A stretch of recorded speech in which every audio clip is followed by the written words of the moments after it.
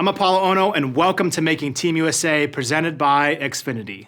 We're now only a few weeks away from the start of the Milano Cortina Winter Games. We're back with another week diving deep into the lives and the stories of the athletes looking to join Team USA.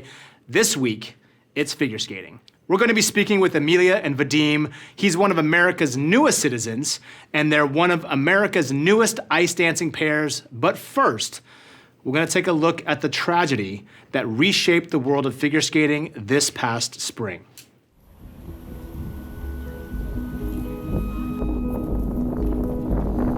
I was born in 1963, just after the 1961 tragedy that took away the entire U.S. team. But I grew up and around its effects on our sport. We're going around the corner, right? Yeah. Okay, yeah. To see it happen again reminded me of the stories I heard of the resolve it took by those that remained. Whatever you guys do, just do it with passion and feel comfortable.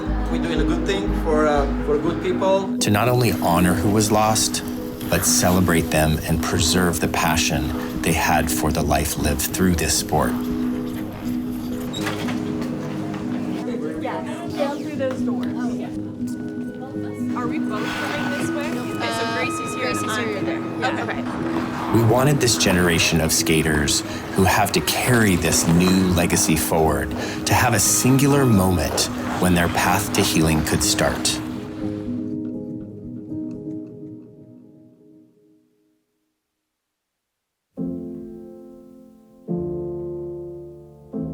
I taught a lot of them at the National Development Camp. They asked such great questions, and they were all questions about their future and looking forward. And so many of them are gone. It's really difficult.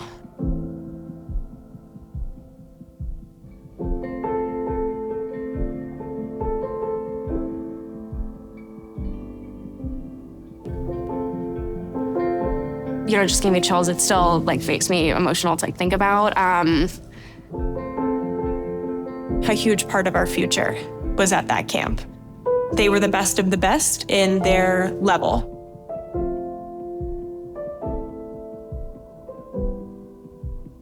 The improv class that I taught the last couple hours, it was really beautiful to see that. The impact of the devastation of this plane crash can really just not be talked about enough. Not just the skating communities, but families and generations will feel this loss.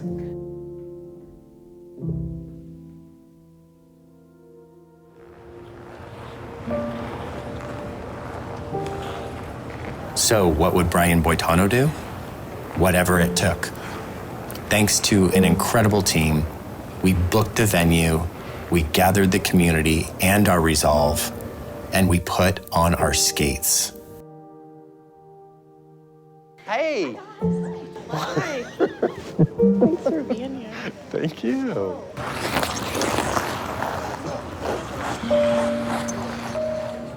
Do you want to do our on camera? Hello, everyone. And welcome to Legacy on Ice. As athletes, we've learned how to be resilient and always try to find a positive path forward. I love this sport, they love this sport, and I'm gonna show the world how much I love it and how much they loved it. Legacy on Ice is a tribute. It is important to mourn the lost lives. It's also important to celebrate them. And we'll celebrate through the language that we know best, skating.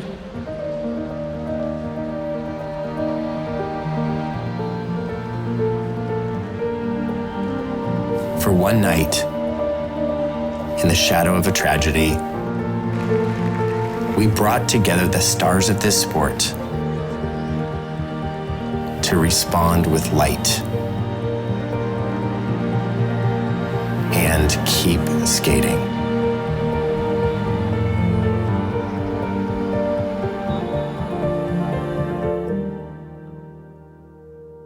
Celebrate them. What they've done in their lives is 100% worth celebrating. The kids that were lost, skating is what they loved to do. So it only felt right that that's how we remember them.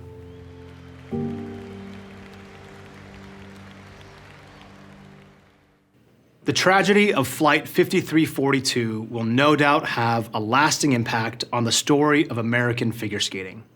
But often, like the community that united in March of last year demonstrated, it's moments like this that we can truly show the world the power that sport has to bring us together. All right, Emilia and Vadym, thank you so much for joining, making Team USA the hardest team to make. You're a part of our entire world of figure skating and ice dancing, and I want to jump right in.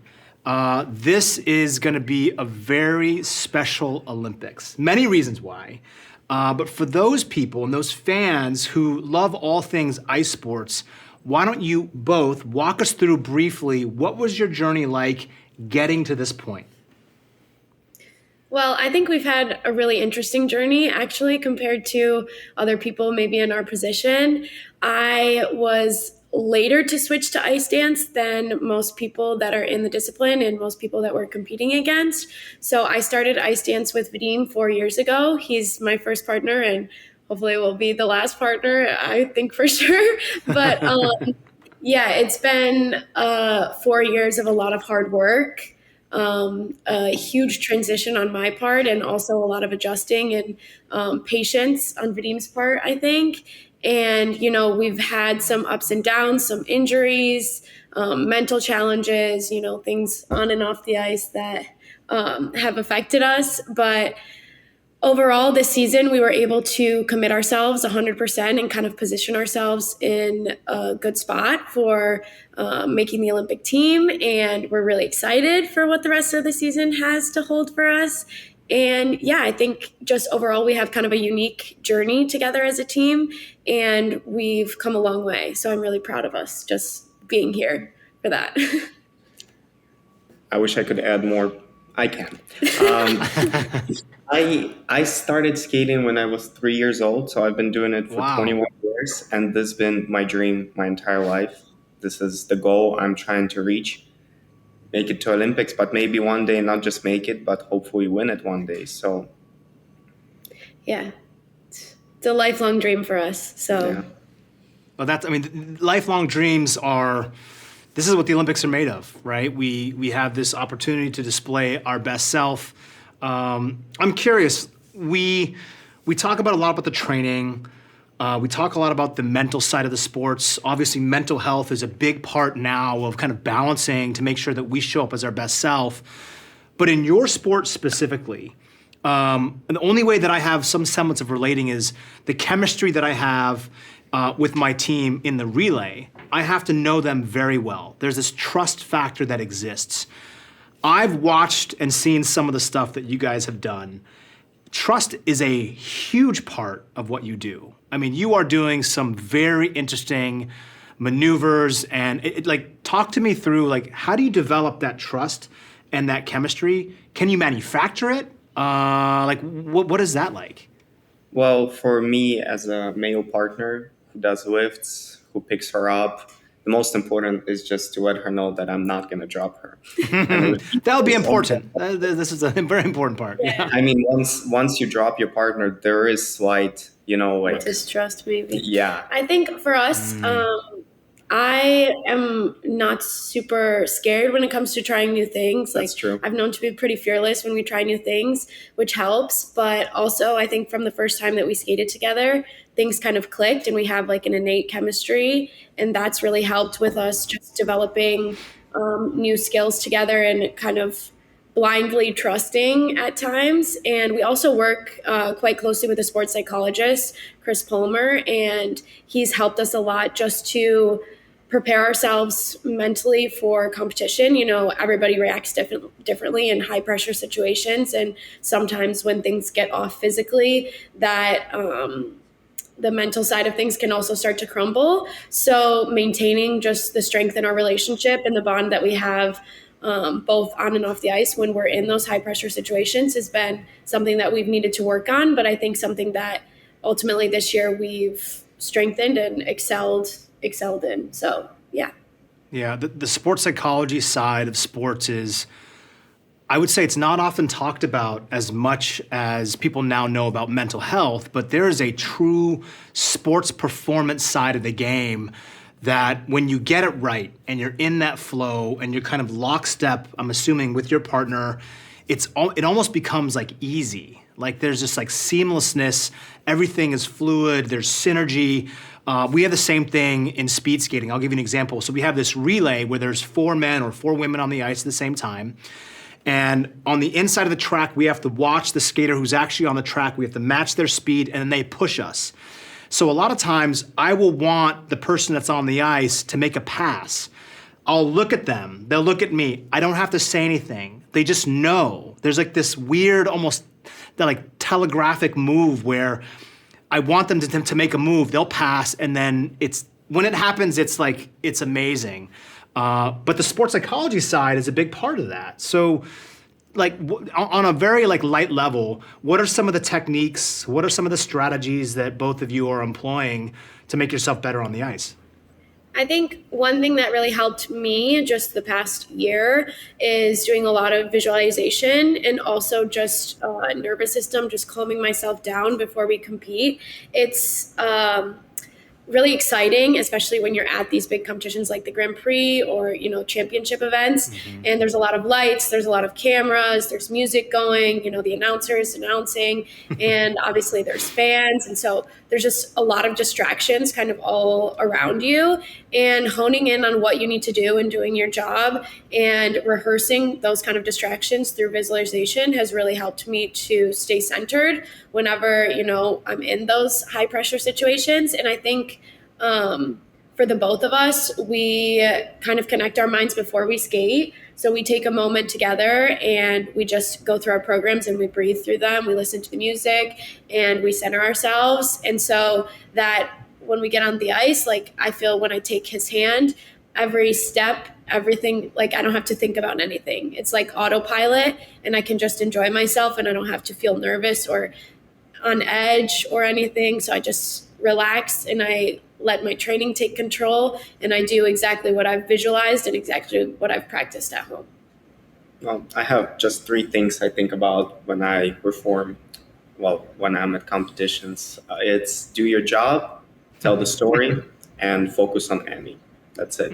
For me, it's like another day at work, at the rink. Like, yes, there's this huge crowd who came to see us, but ultimately, this is just something I do every day for the past 21 years of my life. There's nothing to worry about, It's interesting that you say that, Vadym, because the guest that we had before you said the exact same thing, totally different sport. And we were talking about, like, what is the secret to performing at a really high level at the Olympic Games? And he said something that was really interesting to me. His name is Danny Casper. He's a first-time Olympian in the sport of curling. And he says something that helps him is to realize that there actually is no secret.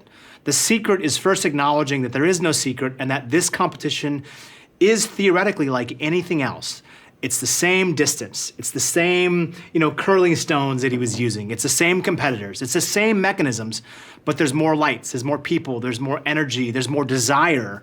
So I think if you're able to conceptually create this consistency of performance, it seems like that allows you to compete perhaps a little more free, right? And I think when you compete free is when you really perform your best. Yeah. At least it did for me. And I was a total head case when I was competing. I was a complete maniac in many ways. I love it. So look, if we're watching one of your programs, and so there's the free and then the rhythmic, is that correct?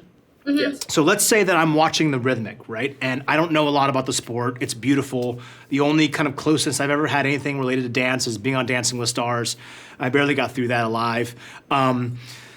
But if I'm watching, tell me what we should be watching for. When we watch you compete in the rhythmic and in the free, tell us, like, what are we looking for? We're amateurs. We don't know your sport. We don't know it as well as you do, but what should we be looking for?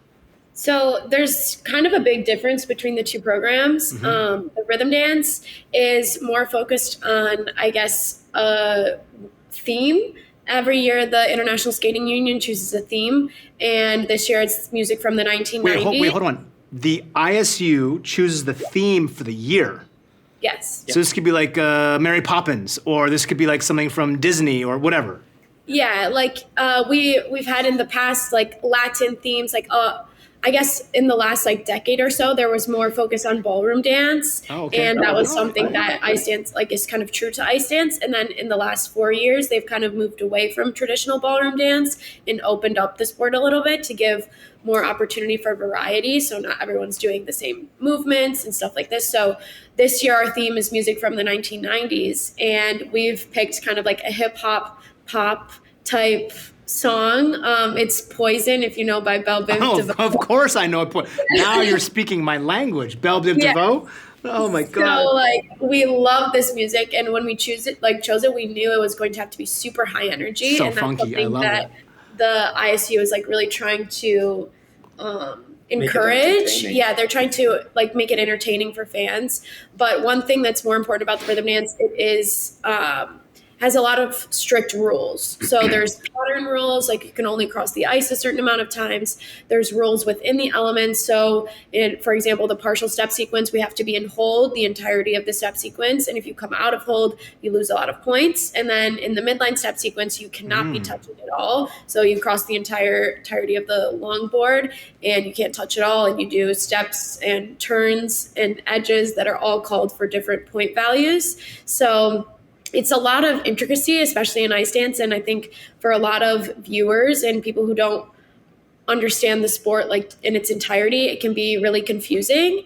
But I think the most important thing to look for in an ice dance team is just connection, speed, and presentation, and honestly, like stability overall, I would say.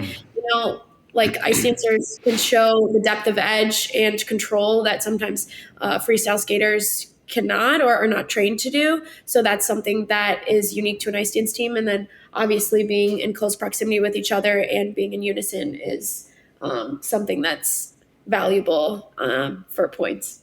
Yeah. And the free dance, you can technically choose whatever you want. It's just you have 10 elements that you're required to do.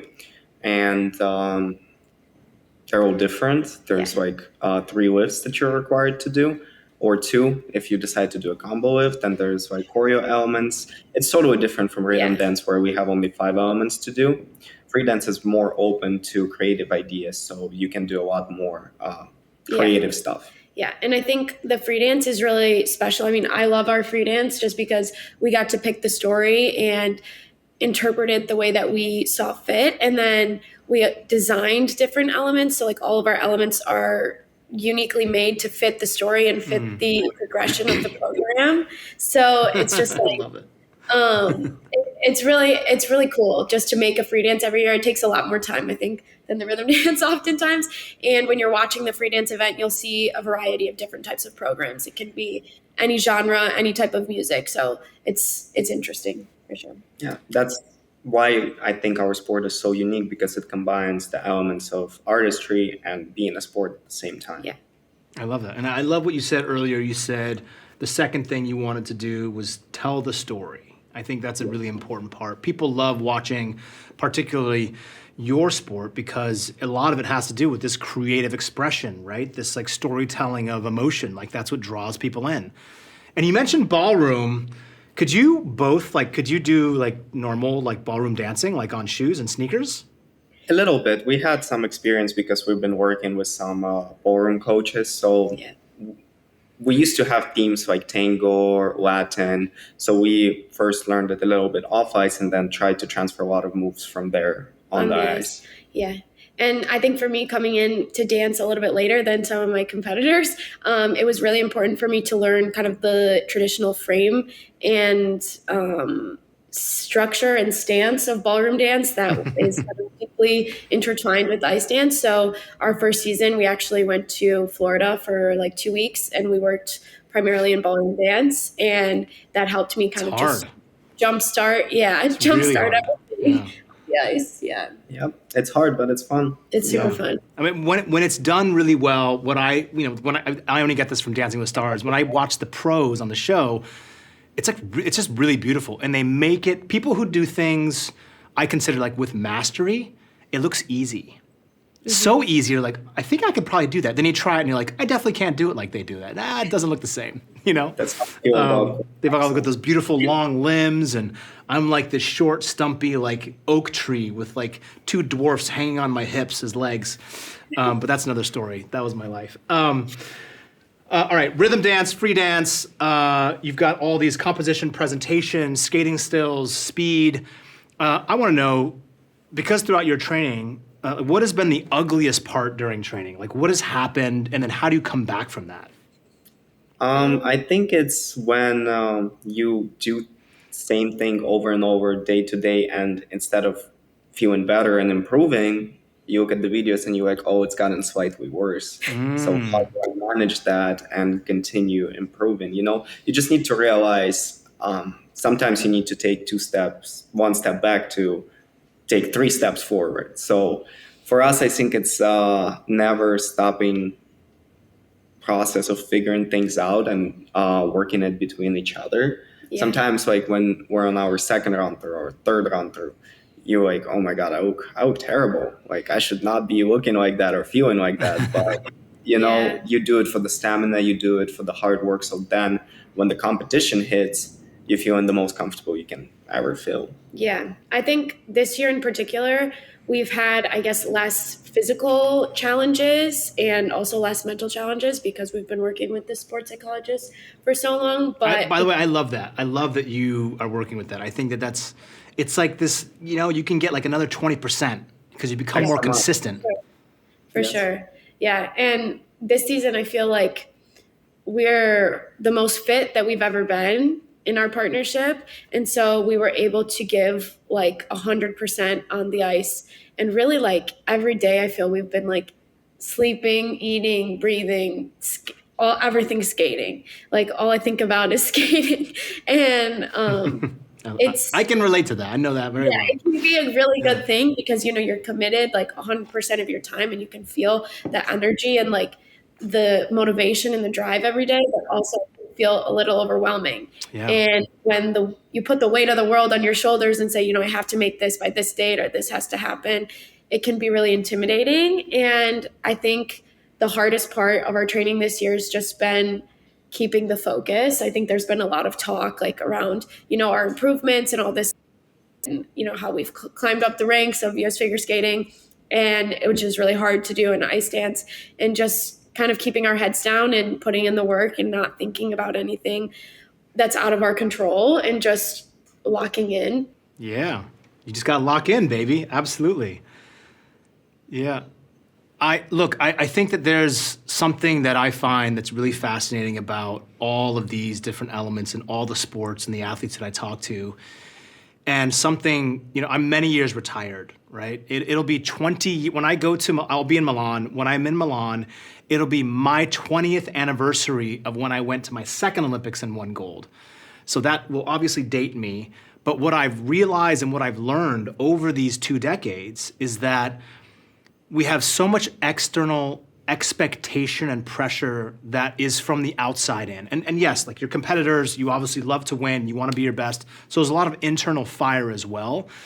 But the one thing that I remind myself is to never lose sight of the joy of why you began doing what you were doing.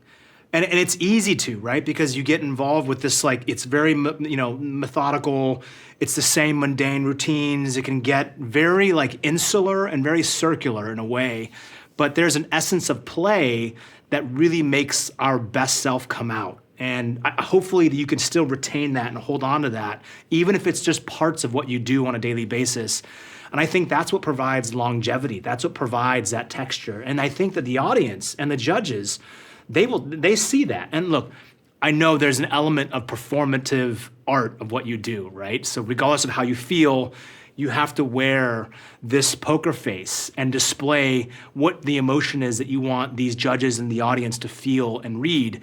But obviously, you know, when you feel it, it is slightly different, even if it's subtle. Anyway, so hopefully that gives some I think the joy and the childlike play quality is a big part of us being at our best. And that's when we seem to flow. That's when you're in flow state. That's when you can probably get into that zone where things slow down and you're like, you know, Neo from the Matrix, and and you can control the music, and you can smell colors, whatever. All this like kind of cool, fun stuff.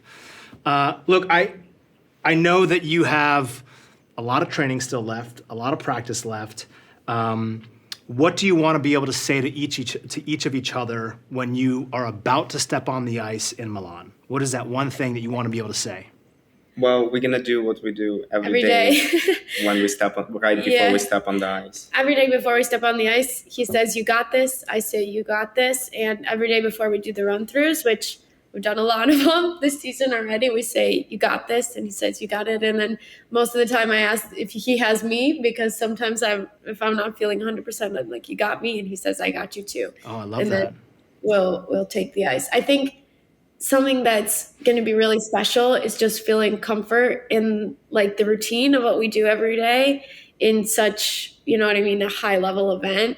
And every one of our events this year, we've done the same thing. And it just like brings me back down to earth. Like no matter what's going on, I feel like I find comfort in that, and comfort in him and in the, abilities we have. And it's like almost like you feel gratefulness before you even start. And so it's just really special. I mean, when we step on the ice there, I know for sure that all the sweat and tears I've put in, it all was worth it. So now I can finally enjoy this moment. Beautiful. Beautifully said. Well, you both got this. And from Team USA, who's going to be cheering you on, I'll be in Milan. All of us will be there. The millions of Americans will be watching. And they'll be saying the same thing before you get out there. You both got this. Thank you both for joining us on Making Team USA, the toughest team to make. And we can't wait to cheer both of you on in Milan. Thank you so much. Yeah. I can't wait. Milan is almost here. See you guys next week.